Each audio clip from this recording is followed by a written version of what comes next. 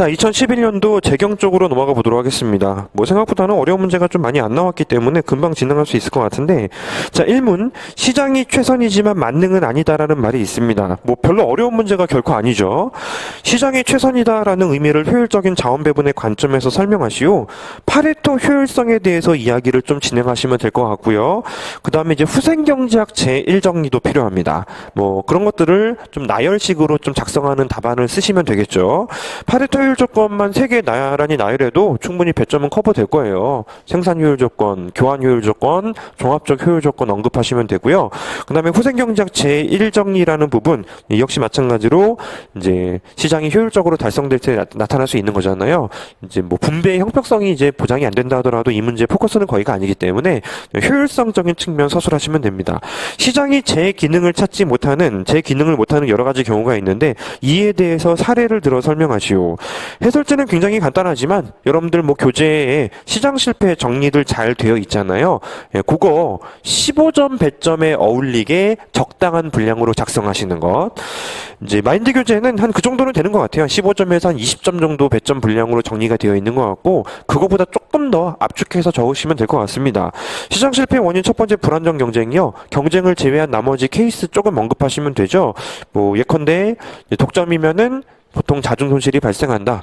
뭐 그다음에 그 독점적 경쟁 시장 역시 마찬가지로 뭐 유휴 시설이 존재한다라는 견해가 있다. 뭐 과점 시장도 자중 손실을 유발시킨다. 이런 표현들을 쓸 수가 있고 이제 외부 효과 뭐 암기하셔야죠. 외부 효과 역시 마찬가지로 이제 사례를 들라고 했잖아요. 뭐 부정적 외부 효과, 긍정적 외부 효과. 세 번째는 공공재. 예, 공공재에서 특히 배제 불가능성 때문에 무임승차의 문제가 생기는 것들 뭐 간단히 정리하시면 될 것 같고 네 번째는 불확실성입니다. 불확실성은 상황이 좋을지 나쁠지 잘 모르겠는 경우에 나타날 수 있는 케이스라고 볼 수가 있고요. 다섯 번째 정보 비대칭성은 경제학 공부 제일 마지막에 나와 있는 거죠. 정보가 같이 모르거나 같이 알고 있으면 시장이 없어지지 않는데 네, 상대방은 알고 나만 모르는 경우에는 뭐 역선택 또는 개살구 시장이 발생할 수 있음. 이런 것들을 정리하라는 거예요.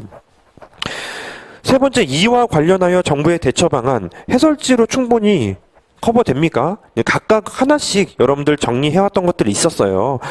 여러 가지 방법들을 통해서 우리가 이제 불안정 경쟁도 해소할 수 있고 또 외부 효과도 여러 가지 방법들이 좀 있었던 것 같고 서술할 게 조금 더 많죠, 사실. 그죠? 뭐 합병을 유도한다든지 또는 뭐 오염 부가금이라든지 이런 것들도 실제로 있었고요. 이제 공공재와 관련해서 정부의 직접 공급 간접적인 방법으로 이제 선호 표출 기구도 우리가 충분히 공부를 하고요. 불확실성에서는 에로우 드브로의 정리입니다. 조건부 청구권 시장을 형성시킨다라면은 해소가 가능할 수 있는 것이고 정보 비대칭은 완전히 말끔하게 해소는 안 돼도 신호 발송 또는 선별 작업 이런 것들을 통해서 어느 정도는 해소할 수 있는 방법들을 배우죠.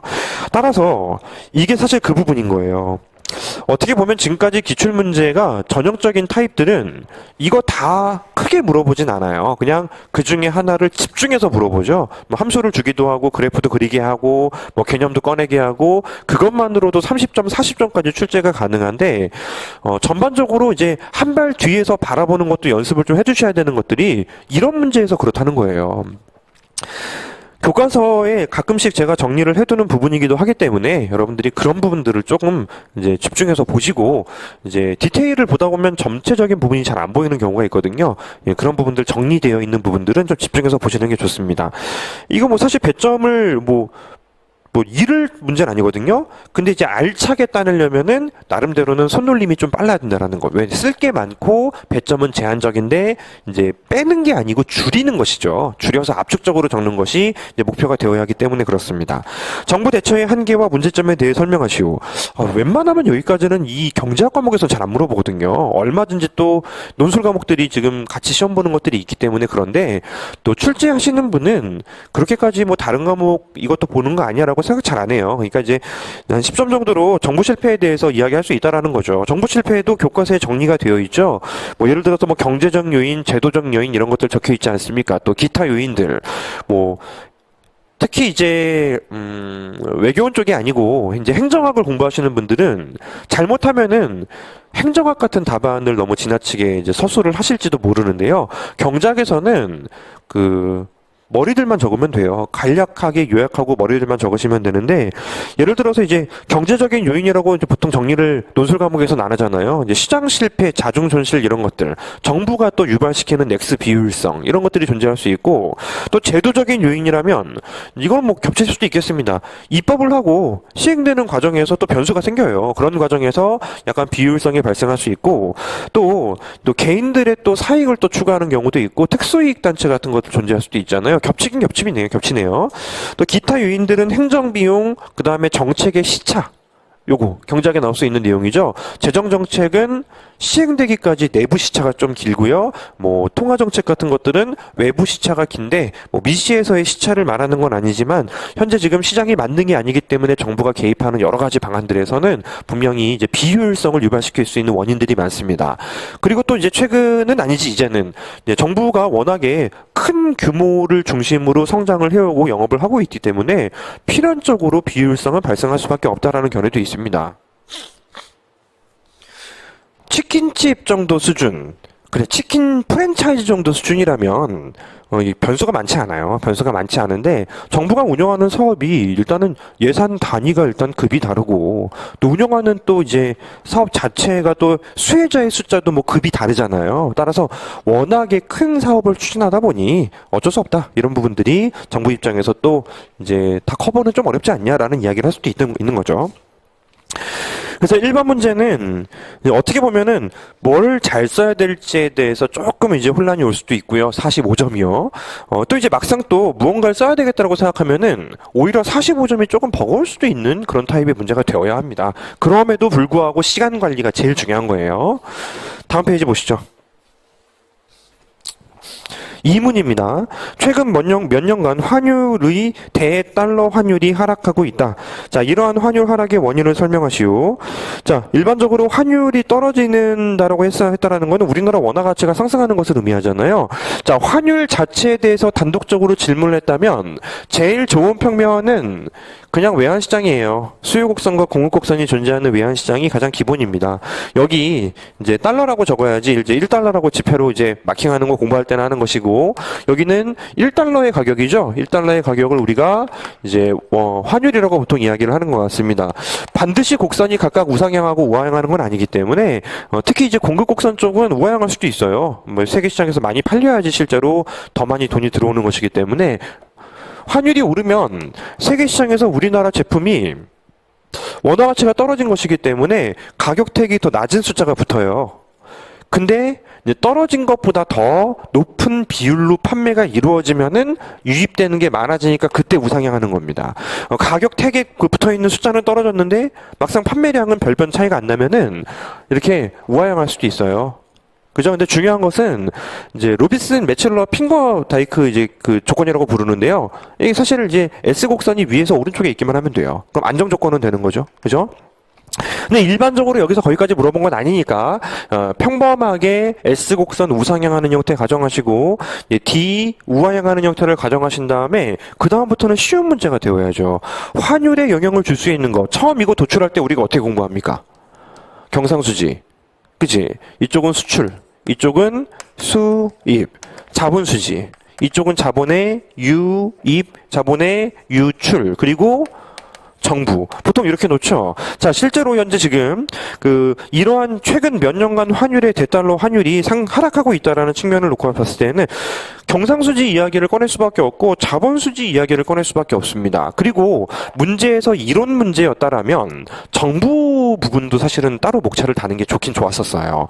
하지만 지금 몇 년간 환율의 달러 환율이 하락하고 있다라는 것은 일반적으로 우리나라가 자본 유입이 생각보다는 좀 괜찮고, 그리고 또 실제로 경상수지가 괜찮아서 그런 것이지 정부는 사실 고민이었단 말이에요. 환율을 낮추고 싶은 생각이 없었어요. 그래서 정부가 바꿀 수 있다라는 질문이었다라면 정부도 따로 목차를 이제 꺼내야 되겠지만 지금은 경상수지와 자본수지 측면으로 보일 수밖에 없다. 경상수지 측면에서는 수출과 수입이 모두 우리나라가 경기 침체와 함께 감소했지만 지속적으로 경상수지 흑자를 누리고 있기 때문에 매번 떨어지는 유인이 나타나게 되는 것이고, 특히 이제 불황형 흑자라는 게 이 당시에는 조금 이제 문제가 있었습니다. 이게 지금 올해 시험 문제 똑같이 등장해도 지금도 흑자가 불황령 흑자일 가능성이 상당히 높다고 이야기를 해요.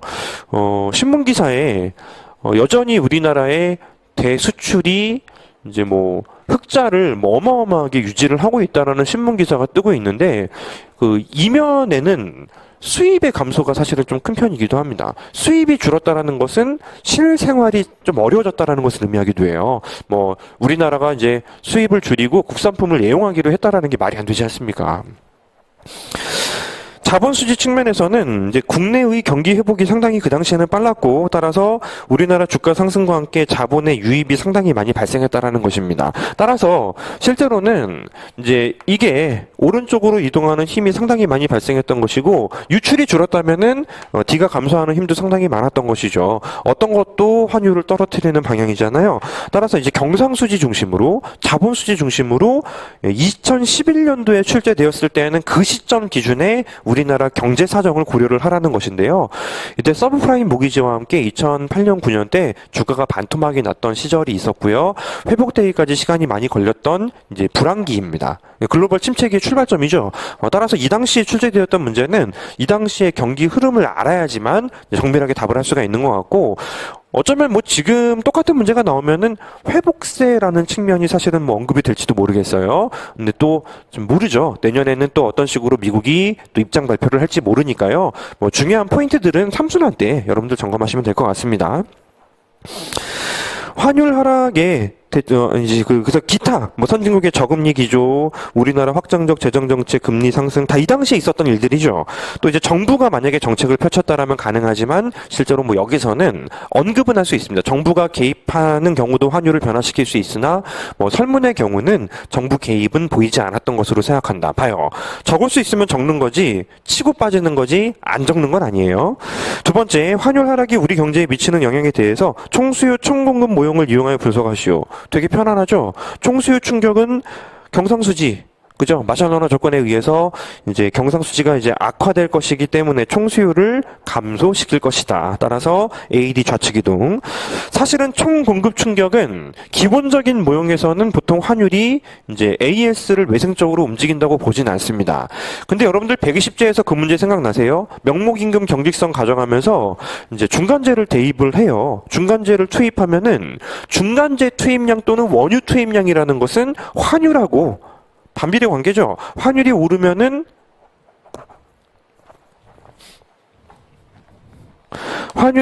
우리나라 원화 가치가 떨어지는 것이기 때문에 중간재 투입량은 줄어들게 되는 것입니다. 원유, 원자재 이런 것들이 투입이 감소하면은 한계 생산성이 떨어지게 돼요. 따라서 실제로 이 문제에서 내가 보통은 총공급 쪽에는 환율을 넣은 적이 없는데 하고 이제 그냥 아무것도 안 하는 작업이 사실은 바람직하지 않다라는 거죠. 그죠? 그게 아니고 이 문제는 특정한 모형을 꺼내라는 것이 아니다. 예를 들어서 화폐 현상 모형으로 ADAS를 풀라는 것도 아니기 때문에 일반적인 총수요 총공급을 총가미할 수 있는 방법을 쓰라는 것입니다. 따라서 여기서는 이제 환율 쪽에서 이제 한계 생산성이 떨어질 수 있는 가능성, 생산 함수가 휘어서 내려올 수 있는 가능성을 실제로 언급해주지 않으면은 너무 단순한 답안밖에 되질 않아요. 마샬러너 조건만 냅다 서술하고 끝내버릴 거 아닙니까? 그죠? AD 곡선은 그 경상수지를 중심으로 좌측 이동이 발생할 것이고 AS 곡선은 수입 원자재 가격을 상대적으로 환율의 하락은 원자재 가격을 상대적으로 하락시키게 되는 것이죠. 원화 가치가 더 상승하는 것이기 때문에 따라서 국내 원자재 투입이 증가하여 노동의 한계 생산성이 상승하기 때문에 총 공급 곡선이 우측 이동하는 케이스를 전제하시면 될 것 같습니다. 뭐 이면적인 부분이 있는 거죠. 환율이 떨어지면은 경상수지는 안 좋아지지만 대신 우리가 수입 원자재 부담이 조금 감소하잖아요. 그런 측면이 양면성을 보이는데요. 보통은 이제 침체에 뭐 나타날 가능성이 좀 높은 편이긴 한 것 같아요. 총수요 충격이 조금 더 크고 총 공급 충격은 뭐 아주 큰 편은 조금 아닌 것이 보통 단기적으로 기업들이 그 원유 같은 경우는 조금 힘들지만 원자재 같은 경우는 이미 몇 년치 단가를 설정하고 받는 경우도 상당히 많기 때문이라고 보통 하는 것 같습니다. 경험적으로 환율의 하락 시에는 침체에 빠지는 것으로 알려져 있다. 보통 왼쪽으로 가는 힘이 더 크다. 환율 하락에 대처하기 위해 우리나라의 정책을 서술하시오. 이건 임팩트가 조금 있어요.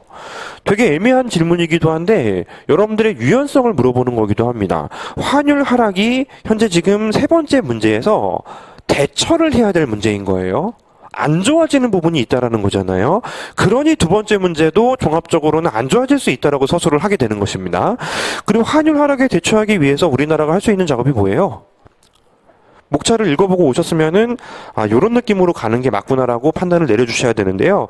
환율을 하락시키는 방향을 좀 상쇄시키는 정책.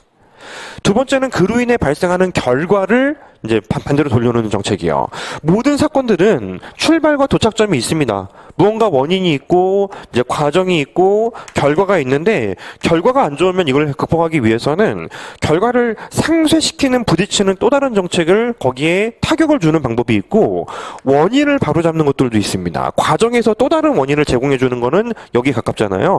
따라서 원인이 있고 결과가 있는데 결과가 문제라면 원인을 타격을 준다든지 결과를 타격을 주는 것이 정부 정책이어야 되는 거예요.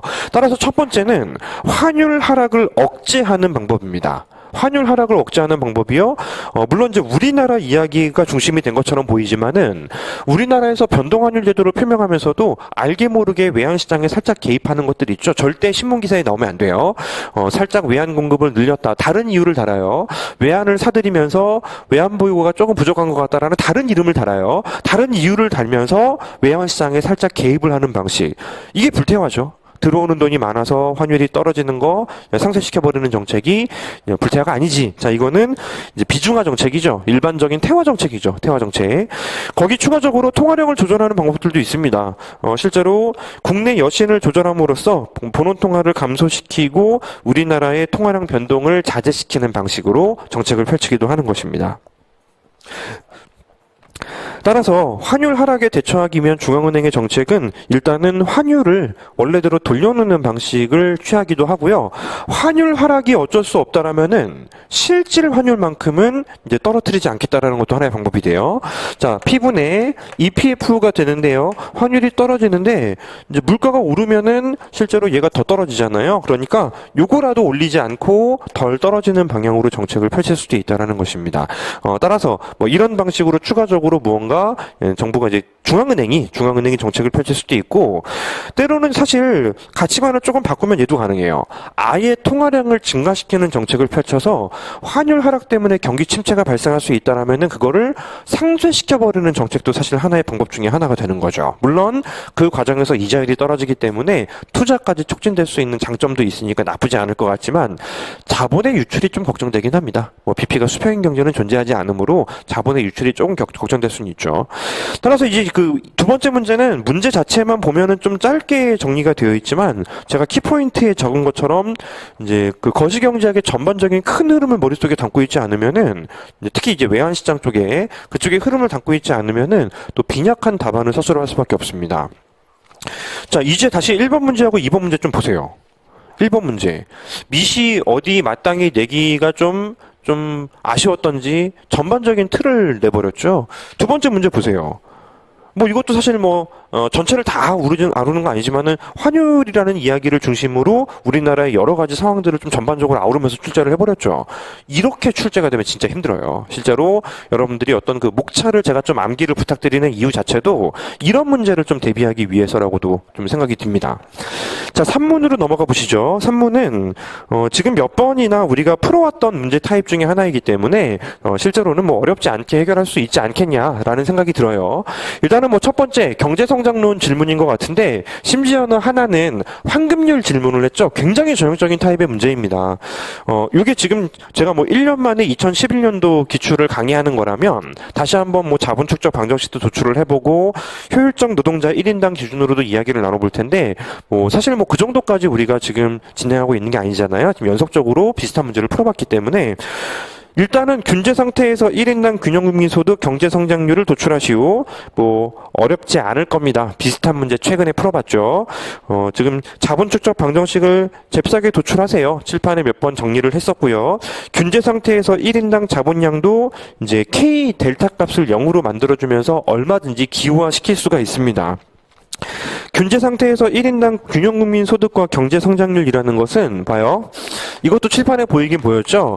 이제 라지 Y라는 것은 보시는 것처럼 이제 이렇게 할까요? A AL이라고 되어 있지. AL 이게 스몰 y다라고 전제가 되어 있기 때문에 오른쪽으로 넘기면은 스몰 y의 변화율 이제 플러스 A의 변화율 이제 플러스 L 인구 증가율 A 역시 마찬가지로 지금 뭐 전형적으로 많이 마킹하는 형태로 이제 GA라고 지금 마킹이 되어 있는 것 같습니다. 따라서 라지 Y의 변화율은 요거 플러스 얘하고 얘 이게 뛰어든 정도의 차이점을 보일 뿐이지 실제로는 아주 어려워지는 테마는 아닌 것 같습니다.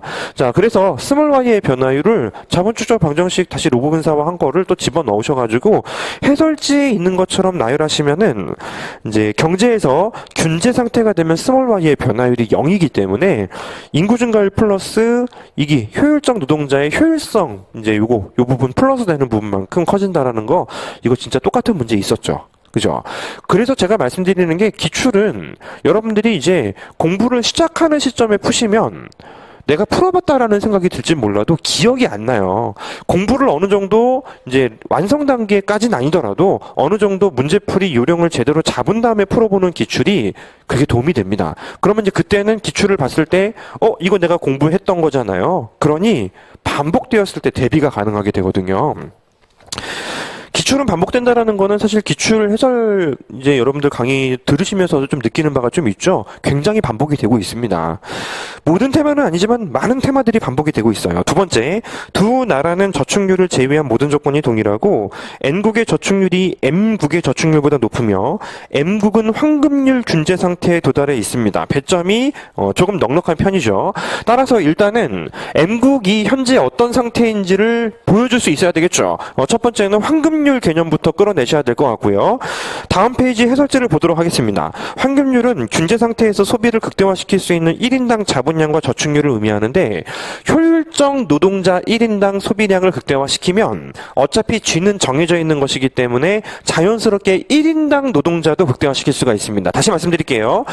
AL 요거 기준으로도 실제로 극대화시킬 수 있다라면은 L 기준으로도 극대화시킬 수 있기 때문에 개념상으로 달라지는 건 아닙니다. 따라서 뭐 그림 먼저 그릴 수 있죠. 체감하는 형태 직선이죠. M 플러스 델타 플러스 G A의 K 함수 기준으로 얘랑 접선의 기울기가 완전히 일치하는 여기에서 X를 쭉 따라서 그을리면 그게 바로 M 국가인 것 같습니다. M 국가의 현재 수준이라고 볼 수가 있는 것이고 N 국가는 더 위에 있는 거죠. 더 위에 있는 겁니다.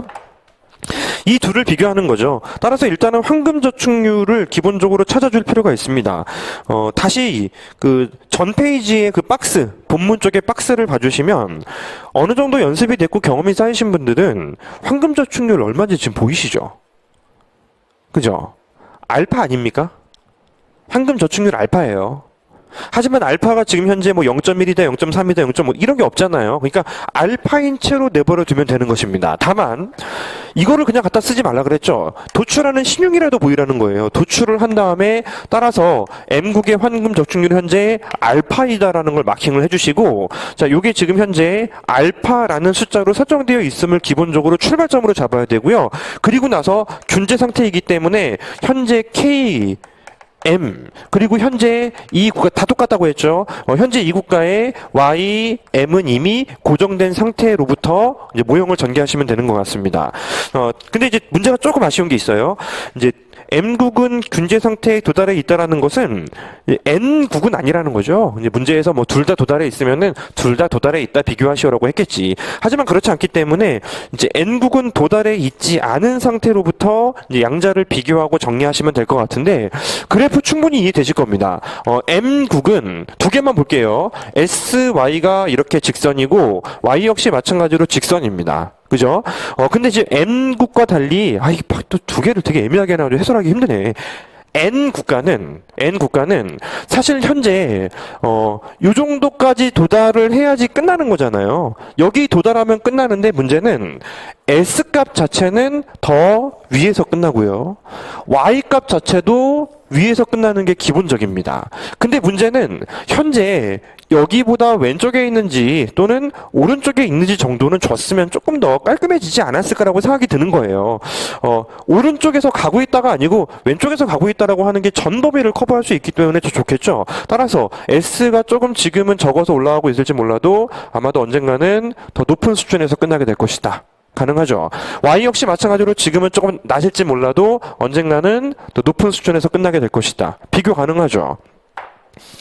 소비요, 소비. 소비는 M 국가가 소비가 어떤 수준이 달성되고 있잖아요. 보세요. 이 범위 보이십니까?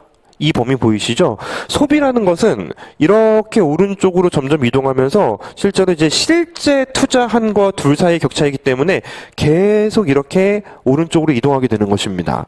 근데 점점 커진다 하더라도 절대 황금률 시의 소비 수준을 절대 뛰어넘을 수가 없게 되는 것이죠. 따라서 올라가긴 올라가도 절대 이제 M 국가의 소비 수준을 달성할 수는 없게 되는 거죠. 아마 이 부분에 좀 포커스를 맞춘 것 같아요. 다른 건 똑같은데 황금률에 닿아 있는 국가가 이제 저축률이 좀 높게 설정된 국가하고 비교를 해봤을 때에는 이제 황금률에 닿아 있는 국가의 소비 수준을 저축률이 높게 설정된 국가가 절대 만날 수가 없다. 낮은 수준을 영원히 유지할 수밖에 없다. 이 포인트를 좀 말하는 것 같습니다. 그래서 사실 미국이 지금 현재 어떤 수준으로 발전이 또 잘 이제 정돈이 될지 모르겠지만 미국이 그래도 그간 눈부신 경제 성장을 그래도 이룬 건 사실이잖아요. 그 가장 기초가 되었던 것 중에 하나는 소비 성향이에요. 소비 성향. 경제에 돈을 돌리려면 저축보다는 소비 쪽에 조금 더 집중이 이루어져야 되는데 그 연금 제도 같은 것들은 사실 우리나라를 따라올 수가 없습니다. 우리나라 연금 뭐 의료보험 같은 것들은 우리나라를 따라올 수가 없는데 기본적으로 소비 성향은 확실히 미국이 좀 센 편이에요. 그 정책의 효과도 상당히 센 편이고 실제로 뭐 주면은 쓰는 거에 굉장히 좀 포커스를 좀 많이 맞추는 국가이기 때문에 평상시에는 뭐 애국자 뭐 이런 표현을 해도 막상 돈 쓸 때는 철저하게 자본주의 논리에 따라서 이제 소비하는 사람들이거든요. 자, 어떤 부분이 이제 포인트가 되어야 하는지에 대해서는 제 해설뿐만 아니고 이제 해설지 역시 충분히 자세히 적어놨기 때문에 답안 양식으로 여러분들이 전달을 받을 수 있지 않겠냐라고 생각이 들어요. 목차 꼭 따라가야 되는 건 아니지만 목차의 순서는 따라가는 필요가 좀 있는 것 같습니다. 황금률부터 먼저 판단 내리시고 그거보다 높은 국가에 대해서 이야기하시고요. 이거는 사족은 아닌데 배점 포함 가능성은 없어요. 그럼 얘가 이제 황금률로 가는 게 바람직하죠. 근데 그런 케이스는 지금 문제에서 지금 나열한 건 아니잖아요. 이 N 국가가 황금률보다 높은 상태라면 우리가 공부한 것도 있었어요. 동태적으로 내려가려면 현재 소비가 그쵸? 저축률이 이렇게 된다라는 것은 저축률이 떨어지면서 황금률로 이동한다라는 것은 현재 수준의 소비가 늘어나고 나중에도 소비가 늘어날 수 있다라는 것을 의미하잖아요. 근데 보통 이런 표현 자체는 사실 균제 상태였다가 다시 한번 균제 상태로 황금률로 이동하는 과정에서 쓸 수 있는 표현이긴 한데요. 지금의 저축률만 놓고 봤을 때는 황금 저축률보다 높기 때문에 동태적으로 비효율적인 상태이다라는 표현을 쓸 수도 있겠습니다. 하지만 그 부분을 문제에서는 메인으로 잡는 것 같진 않고 해설지에는 살짝 제가 이제 가미를 시켰죠. 뭐 공부할 때 이런 표현이 실제로 뭐 가능하기도 합니다 정도로 이제 가미는 시킬 수 있는 것 같습니다.